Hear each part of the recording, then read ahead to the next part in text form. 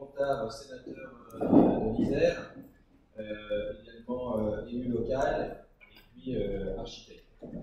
C'est un atelier qu'on a voulu organiser avec les jeunes écologistes et puis la commission habitat urbanisme d'Europe Écologie des Verts pour justement aborder cette question de l'habitat dans une société écologique, la question de l'éco-construction, des matériaux locaux et puis des nouvelles formes d'habitat. Donc avec différents intervenants. Je commence par excuser quelques intervenants, puisque vu les circonstances, c'est vrai qu'on a eu quelques désistements, notamment Fabien Morel qui devait intervenir justement sur l'éco-construction, mais que je vais essayer, je ne vais pas remplacer, mais qui m'a donné quelques éléments et dont je pourrais aborder. Et puis Christine Garnier, une élue locale à Grenoble, qui devait intervenir justement avec cette casquette d'élu local sur l'habitat, qui s'excuse également, mais on aura Bastien qui pourra aussi apporter cet aspect-là. Dans les intervenants, on a Axel Dumont, qui abordera, je laisserai se présenter plus précisément, qui abordera les questions d'habitat écologique en milieu urbain, d'autres formes d'habitat léger et mobile. Marianne Bouchou sur les questions en fait de précarité et d'accès au logement, et notamment sur le logement étudiant. Et donc de quelle manière on peut répondre à ces problématiques-là. Et puis Bastien Recher qui à la fois son témoignage en tant qu'ancien élu à la mairie de Paris, mais aussi sur tous ces enjeux en termes d'urbanisme et de questions d'artificialisation des sols. Faut que je mette ça, c'est ça? Désolé. Ça ne servait à rien avant. D'accord. Donc, moi je vais commencer en fait, je dirais par le commencement et par cette question des matériaux, puisque pour construire, il faut des matériaux et j'avais envie de vous parler juste une ou deux minutes des oiseaux, parce que pourquoi les oiseaux? Parce que je trouve qu'il n'y a pas plus formidable auto-constructeur, éco-constructeur. Et c'est vrai que si on prend l'exemple, je ne sais pas si tout le monde connaît les tisserins, le petit oiseau jaune, qui arrive avec son environnement à aller chercher quelques herbes et puis à se faire un nid, tisser un nid, fabriquer un nid en lien avec son environnement. On pourrait prendre l'exemple des hirondelles qui, de la même manière, mais avec d'autres matériaux, avec la terre, vont fabriquer aussi un nid qu'on va retrouver accroché dans des portes de grange. Il y en a certainement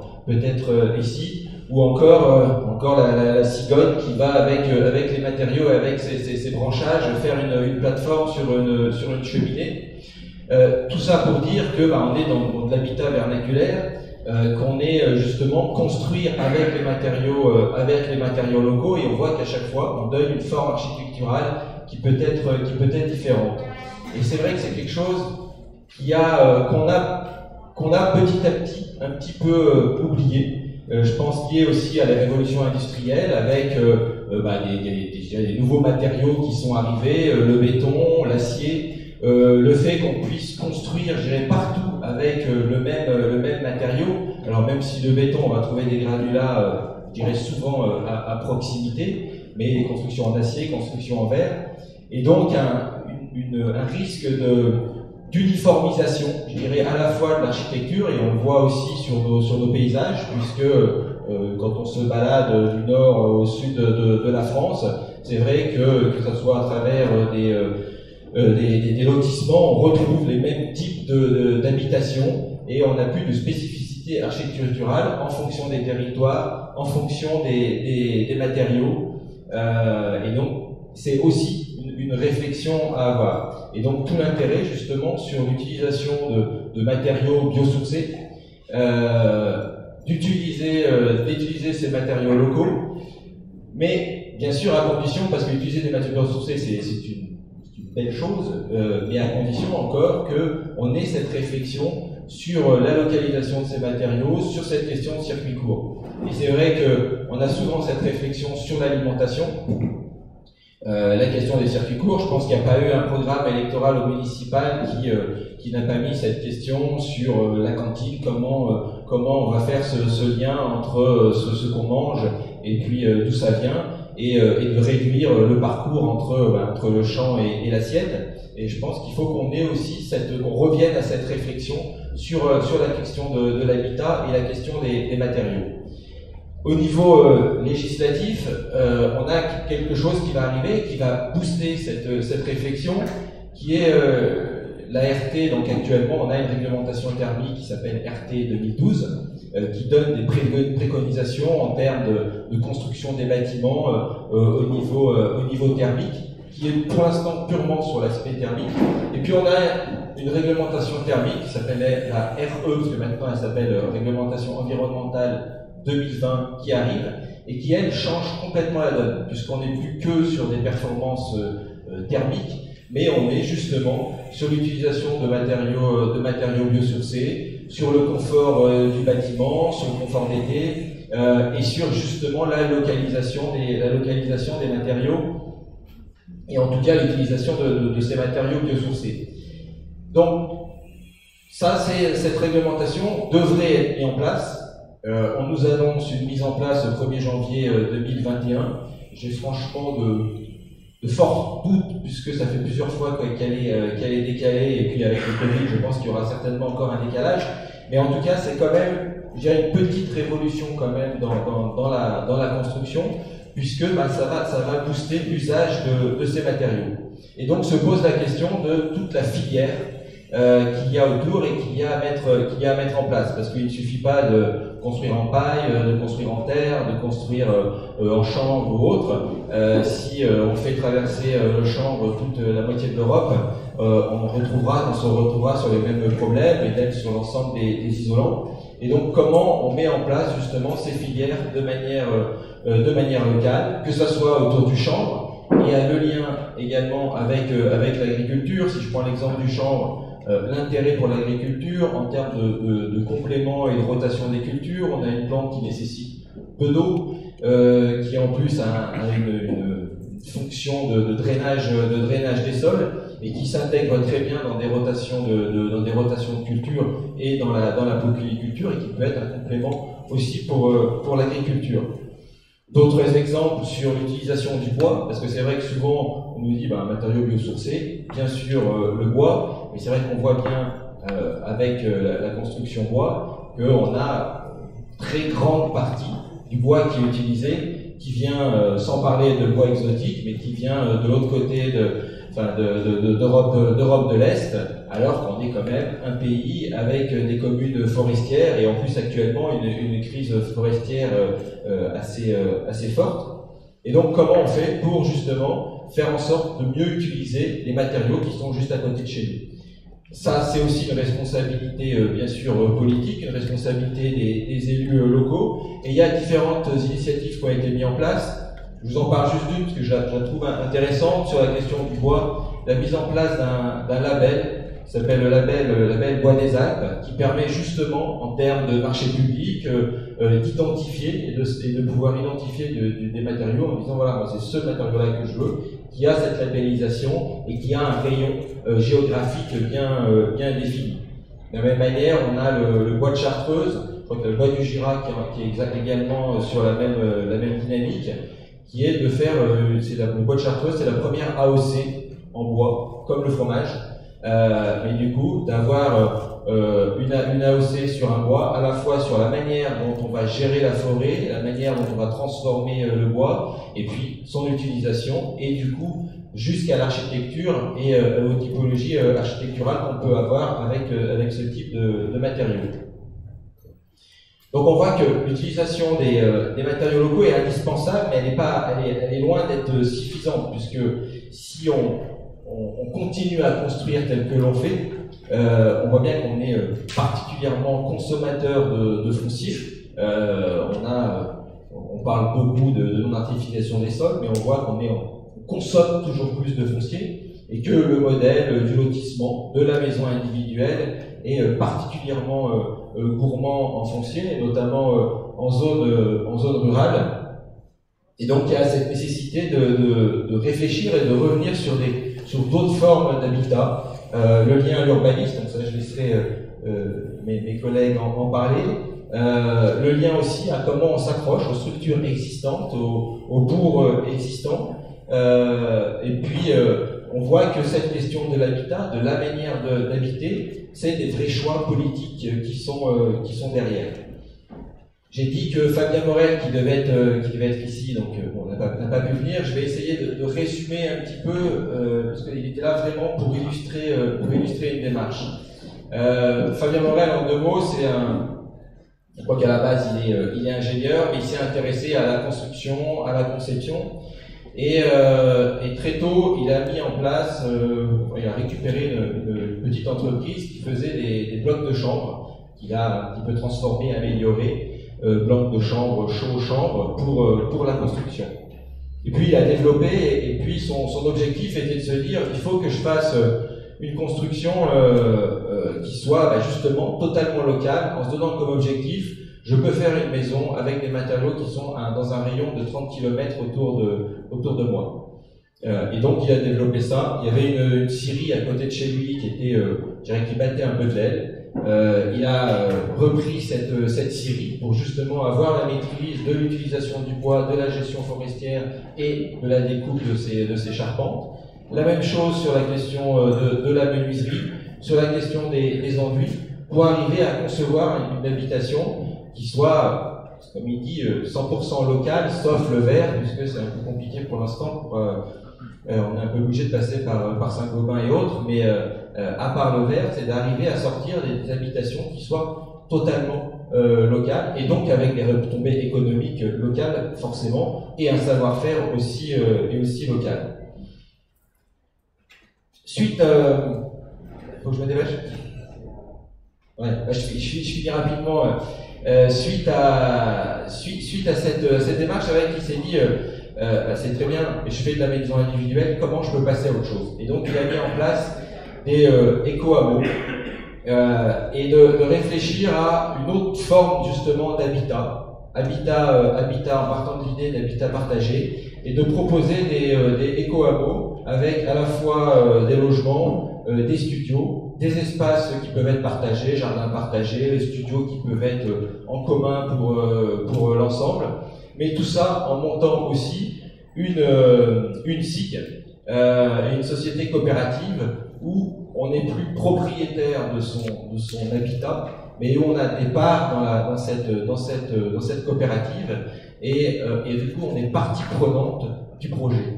Et donc c'est quelque chose qu'il est en train de développer, à la fois pour sa société en termes de construction avec ses salariés qui sont tous des co-gérants de la société, mais aussi chaque habitant qui devient partie prenante, et également la possibilité pour les collectivités de pouvoir intervenir dans cette SIC et de pouvoir monter des projets et de plus être en confrontation, puisque entre un constructeur et puis je dirais un utilisateur, souvent il n'y a pas forcément les mêmes attentes, les mêmes demandes, et là plutôt d'avoir une vraie synergie commune sur ces projets d'habitat. Donc je ne peux pas en dire plus. On va essayer, normalement il y a un petit film que Fabien Morel nous avait proposé et qui sera intégré dans le live tweet qui viendra par la suite. Voilà, et je passe la parole à Axel tout de suite.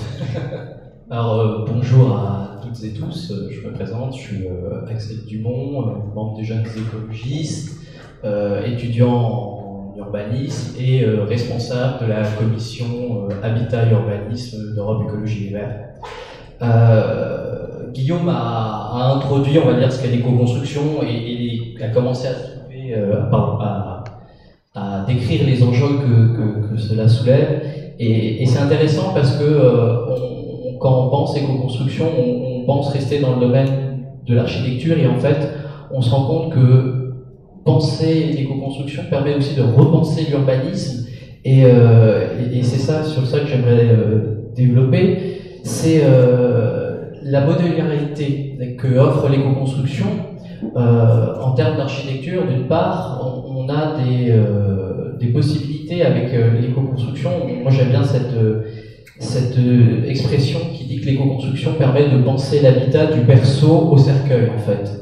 Donc c'est un peu sympa, parce que avec des structures en bois, en terre, mais dans d'autres matériaux aussi, on peut penser une modularité de l'habitat qui s'adapte en fait à toute la vie d'une famille, d'un jeune couple, d'un couple avec des enfants en âge adulte, et ensuite d'un couple en personnes âgées.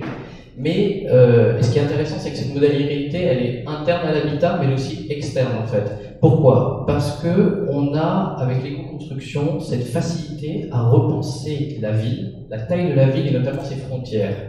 On a, depuis à peu près la révolution industrielle, été dans cette mentalité, notamment en France, de une ville en bonne santé, c'est une ville qui grandit, c'est une ville qui s'étale. On l'a vu, et notamment on l'a vu durant les dernières municipales, c'est ce qui nous a plus ou moins confrontés avec des maires, on va dire, d'une ancienne génération. Ça a été ça, voilà. Et moi je reprends cette expression qui me plaisait beaucoup de David Béliard à Paris, qui disait « il faut en finir avec ce mythe du maire bâtisseur ». Au sens où on a à chaque fois cette surenchère d'une ville qui va bien, c'est une ville qui construit un nouveau quartier pavillonnaire, c'est une ville qui construit une nouvelle résidence, c'est une ville qui construit. Il faut construire, il faut. On verra, on a des nécessités de précarité, on a des demandes en logement. Aujourd'hui, on a à peu près 14 millions de personnes en France qui sont en situation de difficulté ou de fragilité vis-à-vis du logement, ce qui est énorme, c'est quand même un Français sur 6. Mais on sait que c'est pas viable. À un moment, il va falloir stopper. Et c'est ce que nous, on veut porter, c'est cette décroissance urbaine, bienveillante, progressive, qui s'adapte. Quand on dit ça, ça fait peur tout de suite. La décroissance fait peur, c'est la fin, c'est l'apocalypse. Alors que non, on a historiquement des villes, et dans des pays, qui s'adaptent aux crises, qui s'adaptent aux événements. Moi, j'ai cet exemple-là. Lors de la réunification allemande, on a une grande vague migratoire des Länder de l'Est vers les Länder de l'Ouest. Et on a alors un phénomène de décroissance urbaine qui s'opère dans les villes de l'Est, qui est de simplement dire on reloge progressivement dans les centres pour relancer, ce qui permet de garder une activité, des commerces de proximité, et petit à petit, on démolit.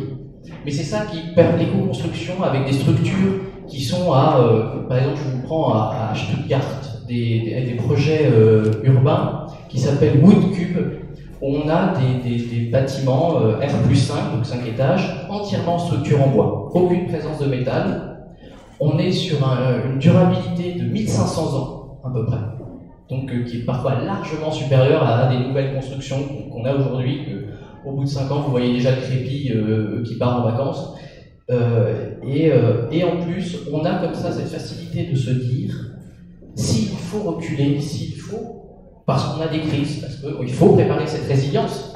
On n'en est plus à éviter à créer cette ville écolo, on en est à créer la ville résiliente, c'est-à-dire la ville qui sera en capacité de s'adapter aux événements, aux crises qui arrivent. Et donc, c'est là que l'éco-construction, pour moi, a une carte à jouer. C'est au sens où on peut imaginer, et par exemple, un autre exemple, ce sont les communes littorales. On le voit aujourd'hui, on a en France, si je vous prends l'exemple de Soulac-sur-Mer, dans l'Ouest de Bordeaux, on a eu les premiers, il y a de cela avec la tempête de Xynthia, je crois, qu'avec le recul du trait de côte, on a dû déloger des habitants d'une résidence, parce que vous voyez la photo, c'est impressionnant, vous voyez leur bâtiment, vous avez 2 mètres, vous avez la falaise. Et donc on a eu les premiers réfugiés climatiques en France. C'est des choses qu'on pense toujours que c'est les pays, c'est le Bangladesh avec les inondations, c'est bon. Non, ça vient aussi sur nous. Et il faut penser, voilà, comment on fait en sorte de répondre à la fois à une demande de logement, mais tout en préparant et en ayant cette capacité d'adaptation. C'est ça que permet l'éclosion, c'est cette adaptation au sein de l'habitat, cette modularité, mais aussi au sein de la ville. Et en plus, on a cette adaptation parce qu'on peut abandonner sans se dire on va laisser derrière nous une quantité astronomique de déchets. Aujourd'hui, on est à peu près à 6%, je crois, de matériaux qui sont recyclés quand on démolit, alors que la loi nous obligerait à être un peu plus largement dans les 20, je pense. Alors qu'on a, par exemple, avec des structures en bois, une possibilité de recyclage de plus de 90% en fait. Donc on a aussi cette ville biodégradable qui se crée en fait, et on n'a plus cette vision du dur, en fait, du dur, qui s'impose, qui ne peut plus bouger. Et d'autre part, on a aussi, et c'est ça qui est intéressant, on a une reprise en main de la ville par les citoyens. Pourquoi ? Guillaume en a un peu parlé avec l'exemple de Fabien Morel et la SIC. On le voit avec l'éco-construction, on est dans une prise en main des citoyens de leur construction de leur ville, avec l'habitat notamment participatif, ces créations de réseaux. On a vraiment un apprentissage citoyen, une appropriation de la construction par les citoyens, parce qu'avec cet habitat participatif, parce que derrière l'éco-construction, il y a tout un imaginaire qui se crée. Il y a, pour vous donner des exemples, en France, il y a des résidences. On voit justement une famille, un couple de personnes âgées, des jeunes, tout ça qui ont fait leur petite éco-résidence en éco-construction. Et après, il y a toutes les questions qui se posent d'autonomie énergétique, d'autonomie alimentaire. Et tout ça crée un imaginaire. Donc c'est ça aussi qui est intéressant avec l'éco-construction en termes d'urbanisme, c'est qu'à partir de ça, on soulève les enjeux de la ville résiliente, de toutes ces questions-là, et qui permet en fait voilà, on ouvre en fait, c'est une réflexion qui est intéressante. Mais en France, on a ce problème qui est, voilà, Guillaume a parlé du RT 2012 sur les questions d'isolation, mais le problème c'est qu'en termes d'urbanisme, d'architecture, on a encore un frein avec cette éco-construction, et notamment aussi avec l'habitat léger. Donc par habitat léger, on entend des habitats mobiles, de mobilhomes, des choses qui peuvent répondre à des crises. On peut imaginer une crise du logement pour des sans-abri temporairement, dans des trucs. Mais on a toujours un imaginaire, voilà, c'est de l'habitat, c'est sale, c'est temporaire, ça n'a pas d'intérêt. Et en effet, on a par exemple, je vous donnais l'exemple du Woodcube à Stuttgart, qui est R+5. En France, on n'a pas le droit de construire du R+3, donc plus de 3 étages, en bois, entièrement en bois, pour des raisons de normes incendiaires. Alors qu'on sait qu'aujourd'hui, que si je vous prends par exemple le pin de Douglas de Sologne, Guillaume évoquait les filières locales du bois des Alpes, on a une résistance de ces matériaux qui est quasi équivalente à des matériaux conventionnels. Et on a aussi, donc il y a toute une question de normes, un problème de normes qu'il nous faut aussi adapter, et c'est là où la puissance publique elle a un rôle à jouer, avec d'un côté les citoyens, les collectifs, les urbanistes, les architectes, qui prennent en main l'éco-construction, et d'un autre côté, les pouvoirs publics qui, elles, doivent faciliter. Par exemple, la terre, et ça c'est un sujet, moi j'ai vu des éco-constructions. La famille vous disait, oui, bah, la terre qui a servi à construire ma maison, c'est la terre de la fondation. Donc on a comme ça, on a un matériau qui reste sur place, qui ne voyage pas. Bah, plus local que ça, on ne peut pas faire. Mais par exemple, la terre aujourd'hui en France n'est pas reconnue comme un matériau de construction. Et là, on a un vrai problème. Alors qu'on a de tout temps eu des habitations en terre, comme dans certains pays, mais qui offrent des raisons énergétiques, des avantages en termes d'isolation thermique. Et je finirai par ça. C'est ça aussi qui est intéressant, c'est que, et ça permet de faire la transition avec Marianne sur cette question de logement, l'éco-construction, au-delà de permettre de repenser la ville, sa modularité, sa flexibilité, au-delà de repenser l'intérieur de l'habitat, on a aussi un enjeu d'accès au logement, qui est intéressant parce que, moi je finirai par ça, on est sur un coût de construction qui est environ une maison en bois 20% moins cher qu'une maison conventionnelle.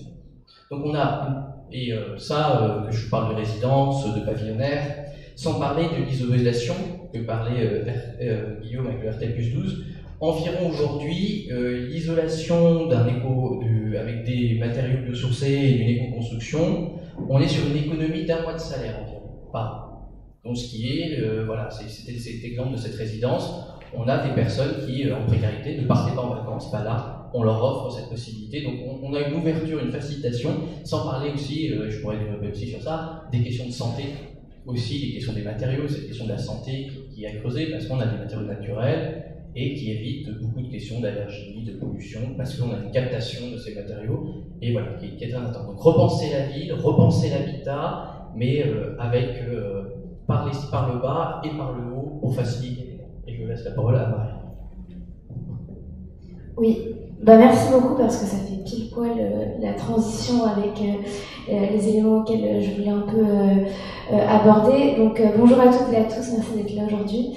Donc je m'appelle Marianne Poujotou, je suis étudiante, je viens de finir ma 3e année de licence de lettres et médias, donc un peu loin de l'urbanisme et des questions géographiques. Et je suis responsable des questions de société, donc qui inclut évidemment les questions écologiques, à l'UNEF, donc l'Union nationale des étudiants de France, pour celles et ceux qui ne connaissent pas. Donc c'est un syndicat étudiant qui informe les étudiants sur leurs droits et qui les défend au quotidien sur leur campus. Donc aujourd'hui, on dresse un constat qui est assez médiocre sur le fait qu'il y a de nombreuses réformes actuellement qui sont mises en place et qui remettent un peu le droit à l'avenir des jeunes en cause. Bon, je ne parlerai pas des retraites parce que c'est pas le sujet aujourd'hui, mais par exemple, le fait d'avoir des réformes qui ne sont pas assez ambitieuses sur les questions environnementales et écologiques, c'est un problème également sur le droit à l'avenir, puisque a posteriori, c'est nous, qui resterons normalement sur Terre, mais avec quoi autour de nous comme environnement, et ça c'est un problème qui nous concerne. Donc au-delà de ça, il y a une nécessité de prendre en compte la question des jeunes dans toutes les réformes qu'il y a sur la question de comment construire les habitats de demain et comment mieux construire aussi, parce que c'est l'enjeu. Je reviendrai aussi sur la question de construction, mais aussi rénovation, parce qu'il n'y a pas que la construction qui est nécessaire aujourd'hui. Malheureusement, on le voit dans de nombreux cas. Il faut savoir que les questions écologiques, c'est aussi indéniablement lié aux questions sociales. Et au-delà de ça, on a les problématiques où c'est les jeunes qui sont le plus touchés sur les questions de précarité. Je le disais tout à l'heure, Alex. Mais effectivement, aujourd'hui, par exemple, on dresse un constat que le coût de la vie étudiante aujourd'hui a encore augmenté. Donc l'UNEF sort un dossier tous les ans sur une enquête qui calcule le coût de la vie, donc en prenant en compte le transport, les logements et les coûts de première nécessité pour les jeunes. Et aujourd'hui, on est à plus de 3,69% d'augmentation, ce qui est énorme. C'est la plus grosse augmentation. On le fait tous les ans depuis un bon nombre d'années. Et c'est vrai que c'est un constat qui est assez alarmant. Il faut savoir que 69% du budget mensuel d'un étudiant va dans le logement. Donc c'est indéniablement quelque chose qui fait un trou dans le portefeuille. Et ça, c'est aussi lié aux questions écologiques, parce qu'effectivement, lorsque les étudiants sont logés dans des logements insalubres, qui ne sont pas forcément aux normes, et qui utilisent des matériaux qui consomment énormément, donc déjà dans la construction, il y a un problème, puisque ça consomme énormément au niveau énergétique, et ça libère énormément de gaz à effet de serre. Mais au-delà de ça, une fois que le logement est construit, il y a aussi le fait que malheureusement, ça coûte très cher à l'étudiant en termes de consommation. Et ça, c'est aussi une problématique qu'on remarque, et c'est aussi ça en fait l'enjeu, de pouvoir rénover pour mettre par exemple certaines normes et faire en sorte justement que ça réduise le coût pour les étudiants, et pas que, bien sûr, j'élargis, mais là je prends vraiment la question jeunes et étudiants. Il faut aussi savoir qu'il y a certaines villes qui ont un coût, notamment d'augmentation du logement cette année, qui est plus de 4, voire plus de 5%, comme à Bordeaux ou à Lyon, qui sont quand même des grosses agglomérations avec des universités. À Bordeaux, il y a plusieurs universités de Bordeaux, et pareil sur Lyon, ce qui fait que ça accueille énormément d'étudiants et d'étudiantes, et donc du coup, ça se répercute forcément sur la question du logement. Et il y a des villes qui sont, donc Paris et même l'Île-de-France, je dirais, est très devant sur ce sujet-là. Il n'y a que 6,5% des étudiants qui sont logés en cité universitaire, donc des logements du Crous, donc le réseau des œuvres, donc service public, qui notamment donne accès au logement pour les jeunes, mais à coût moins important forcément. Et 6,5%, c'est absolument rien pour le nombre d'étudiants qui est aujourd'hui en France, notamment avec la démographie et le baby-boom des années 2000, où on a de plus en plus d'étudiants qui entrent dans l'enseignement supérieur et qui prennent aussi leur autonomie, parce que c'est la question aussi de l'autonomie des jeunes, de ne pas vivre éternellement chez ses parents et pouvoir aussi prendre son indépendance et de parfois se rapprocher de son lieu d'études, de parfois déménager dans une autre ville pour faire ses études. Et ça, c'est une possibilité qui est laissée aux étudiants, mais qui est compliquée parce qu'aujourd'hui, un étudiant, les deux premières choses qui se posent, c'est dans quelle fac je vais aller et où est-ce que je vais loger. Et malheureusement, parfois, ça freine certains étudiants ou certaines étudiantes à aller, par exemple, dans certaines villes parce qu'ils savent qu'ils ne trouveront pas de logement au Crous, parce qu'ils ne sont pas prioritaires, par exemple, parce qu'il y a des critères boursiers et boursières. Et au-delà de ça, il y a les parcs privés. Le problème des parcs privés, c'est déjà que ça coûte plus cher, notamment parce qu'il n'y a pas un encadrement des loyers dans de nombreuses villes, ce qui notamment pose un problème pour les jeunes, puisque d'une année à une autre, il peut y avoir une évolution en termes de coûts, mais aussi souvent les logements qui restent, c'est les logements qui sont insalubres, comme je le disais tout à l'heure. Et en fait, un étudiant, il se dit moi je vais faire mes études, j'ai pas le choix, il faut que j'habiterai dans cette ville-là. Tant pis si il y a des trous dans le mur, si il y a des insalubrités dedans. Et ça, pourtant, c'est un problématique. Enfin, c'est un problème pour la santé, notamment des jeunes également. Et c'est aujourd'hui des étudiants qui seront dans ces conditions-là. Donc la question de la rénovation est à mon sens hyper importante, notamment. Sur la question de la rénovation, il y a le fait de mettre aux normes, par exemple, les normes HCE qui devraient normalement pouvoir être mises dans de nombreux logements. C'est le cas dans ceux qui sont en train d'être construits, mais pas forcément dans ceux qui existent déjà. Donc c'est aussi une des revendications de l'UNED de pouvoir rénover en incluant les questions en fait environnementales et écologiques. Et c'est tout l'enjeu, je pense, que des prochaines années qui arrivent. Et au-delà de ça, en termes de construction, donc effectivement, il y a un constat qui est alarmant, c'est qu'il y a beaucoup plus d'étudiants qui ont besoin et qui rentrent dans l'enseignement supérieur et qui déménagent et qui ont besoin de se loger. Et à côté de ça, pas forcément une hausse de la construction de logements. Donc il y a eu des promesses d'Emmanuel Macron au début du quinquennat qui disaient qu'il construirait 60 000 logements supplémentaires pour étudiants, plus 20 000 pour les jeunes actifs et actives, et 60 000 pour les étudiants et les étudiantes. Là, on est encore loin du compte. S'il y a déjà la moitié qui est construite avant la fin du quinquennat, ça sera déjà pas mal. Mais au-delà de ça, il y a une réflexion de fond à apporter sur effectivement d'avoir des personnes spécialisées qui réfléchissent en amont de comment construire mieux, et pas que dans le parc privé, mais aussi dans les Crous, parce que ça c'est hyper important, c'est pas forcément quelque chose auquel on penserait, parce qu'on se dit, une cité universitaire, Crous, c'est un bâtiment de 10 étages avec 2 ascenseurs, un qui fonctionne une fois sur 2, et puis voilà, ça suffira pour les étudiants qui de toute façon iront à la fac toute la journée ou en école et qui juste rentreront dormir. Mais il y a aussi la question de, un étudiant, ça a une vie, ça veut pouvoir accueillir, ça veut pouvoir être bien quand même dans son espace de lieu de vie.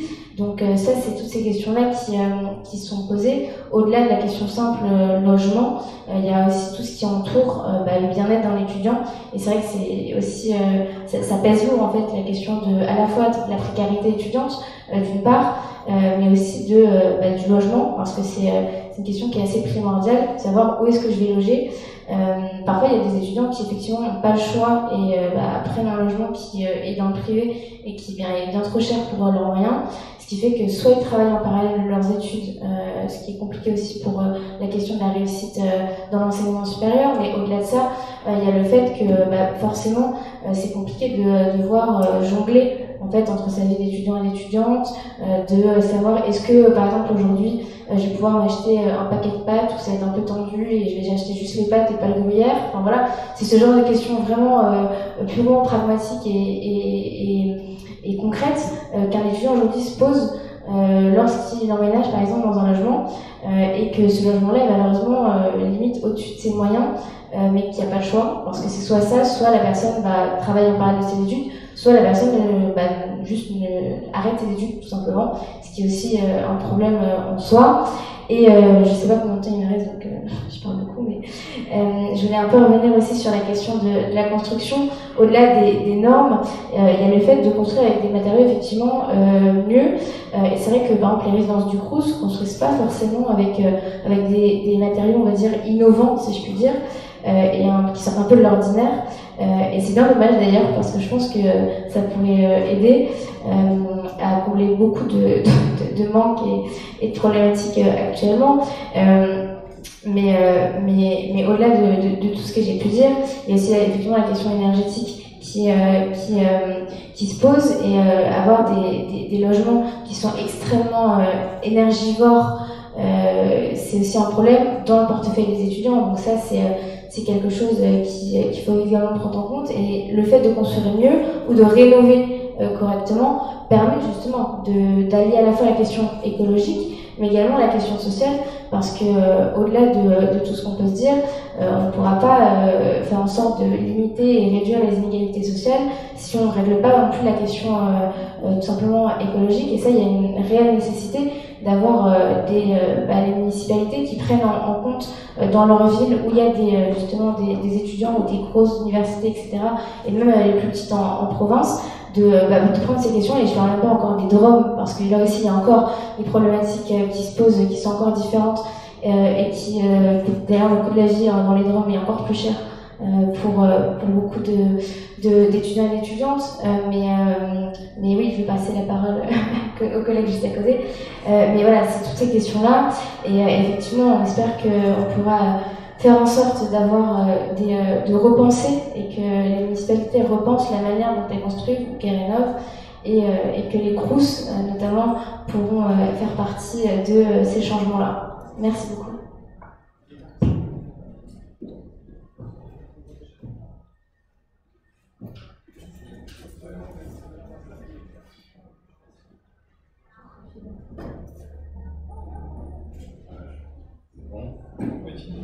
Oui, bonjour, donc Bastien Rocher, effectivement. Donc j'ai été élu dans le 11e arrondissement à Paris, chargé de l'habitat et du logement jusqu'en 2018, et puis il se trouve que j'ai déménagé en province, que je vis à Caen aujourd'hui, et tout en gardant un travail à Paris d'ailleurs. Et donc dans ma vie professionnelle, je suis urbaniste. Et je dirige un service dans une région qui s'occupe justement de planification, d'aménagement du territoire, et qui aujourd'hui se pose la question non pas de comment construire, mais de où construire.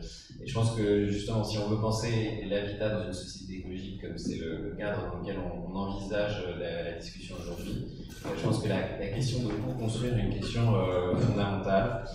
Et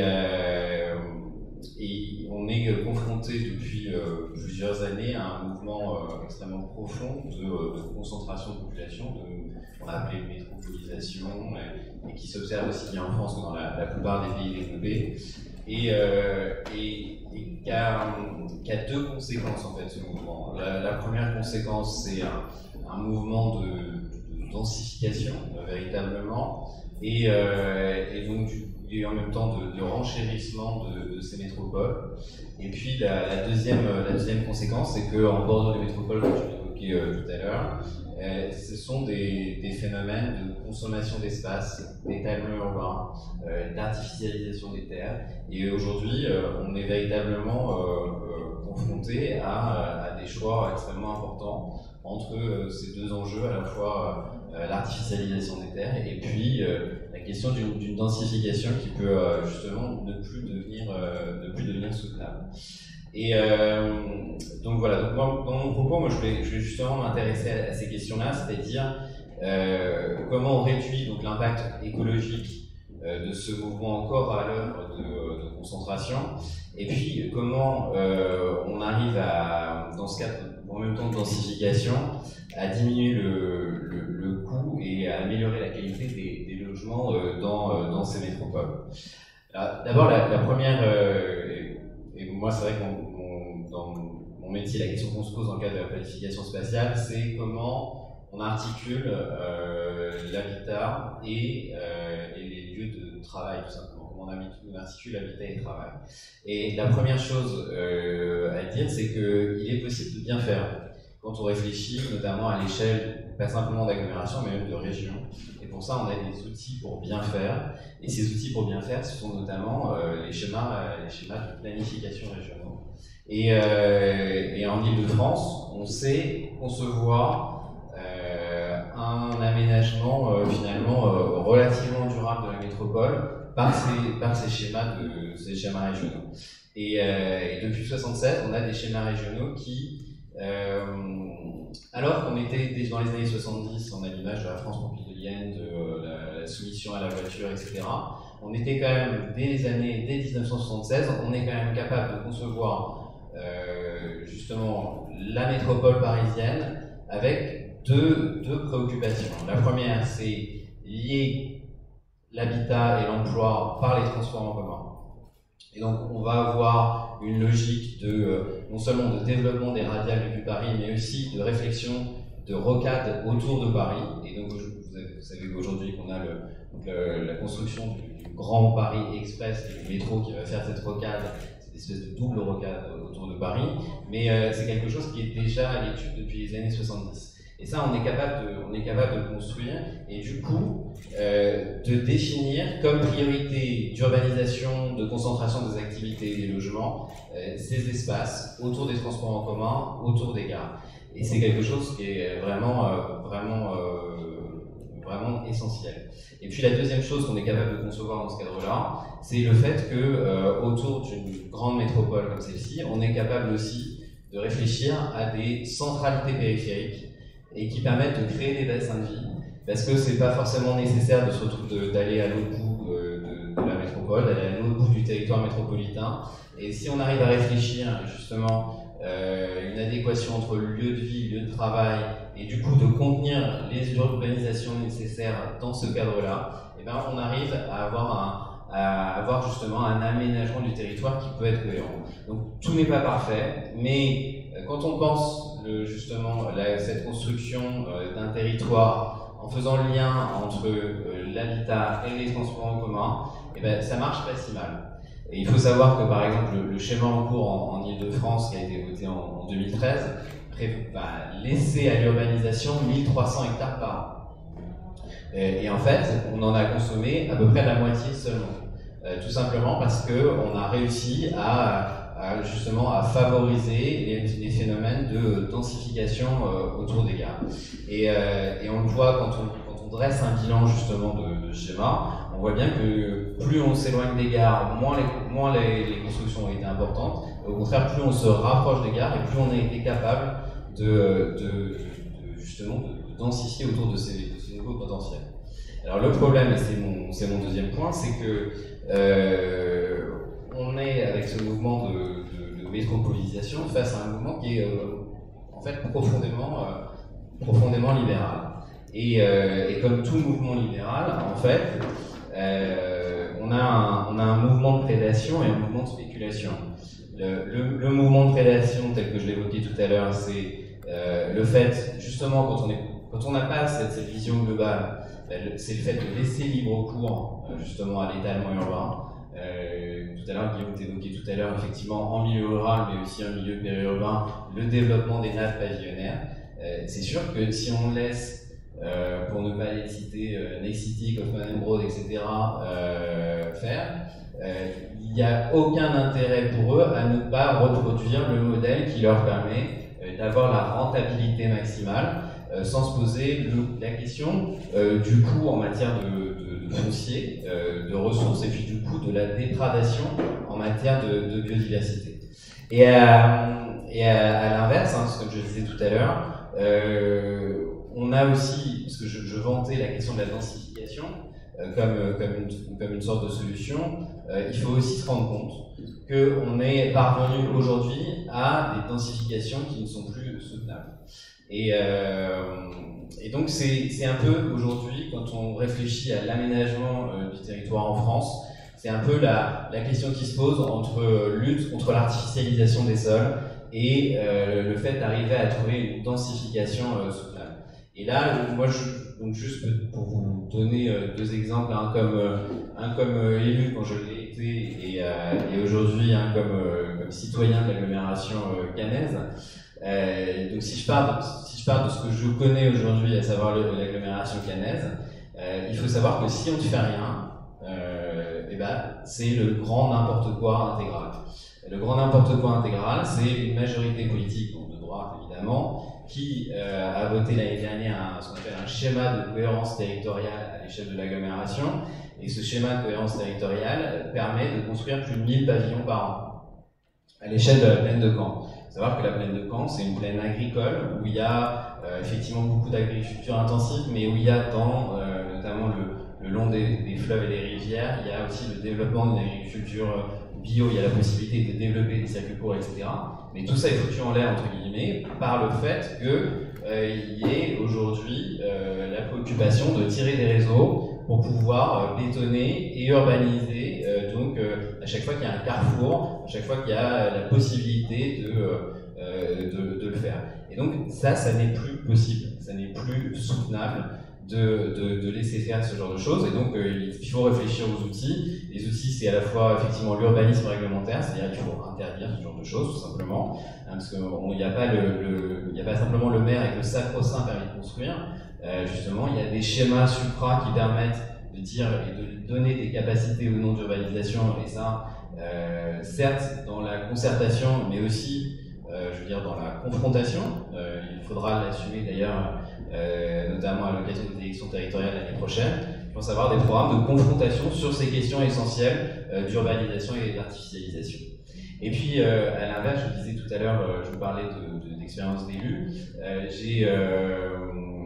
J'étais donc notamment responsable d'un quartier qui est le quartier Belleville dans le 11e arrondissement, le quartier Belleville-Saint-Maur. Et c'est simple pour ceux qui connaissent ou pas, c'est le quartier le plus dense d'Europe.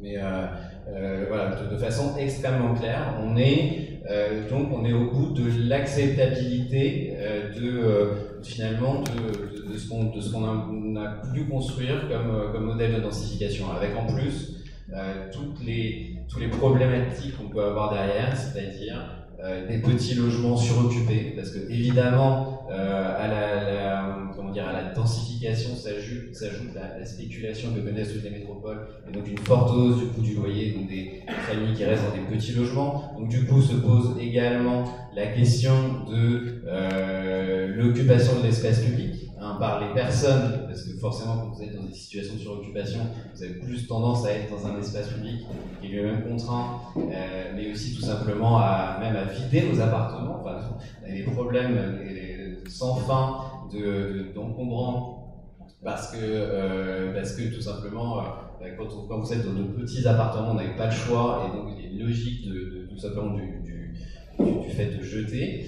et puis une absence totale de végétalisation, et donc des quartiers qui sont dans ce contexte de réchauffement climatique, des quartiers qui sont véritablement insoutenables, encore une fois, parce que je pense que c'est le mot, en période de canicule.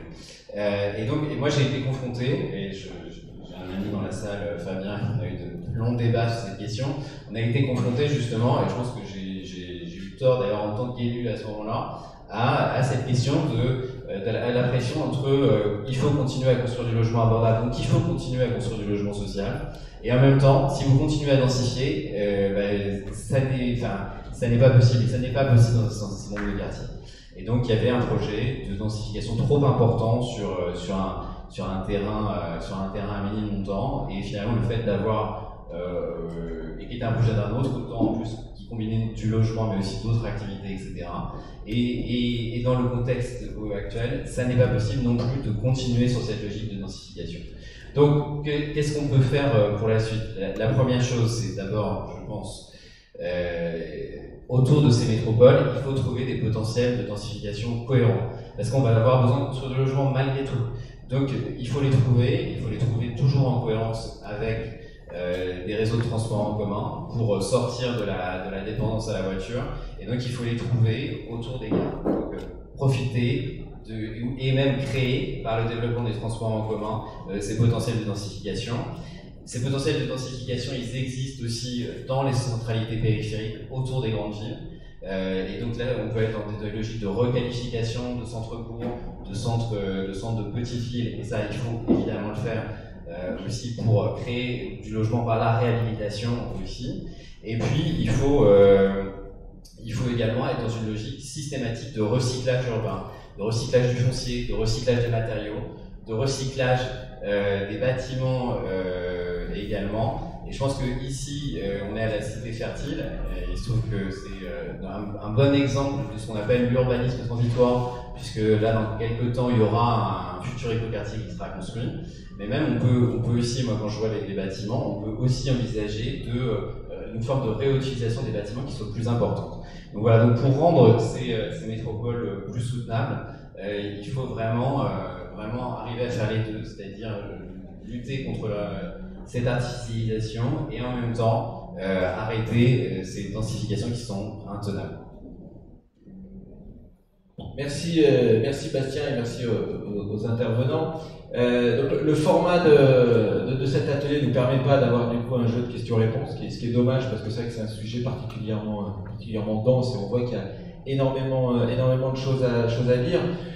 Bon, cela dit, on est disponible après pour en discuter avec vous, pour ceux qui le souhaitent à l'extérieur, bien sûr, puisqu'il y a un autre atelier juste derrière. Juste, pas forcément une conclusion, mais c'est vrai qu'entre tout ce qui a été dit, il y a bien sûr là, cette question de où construire, comment, avec qui, et puis pour qui.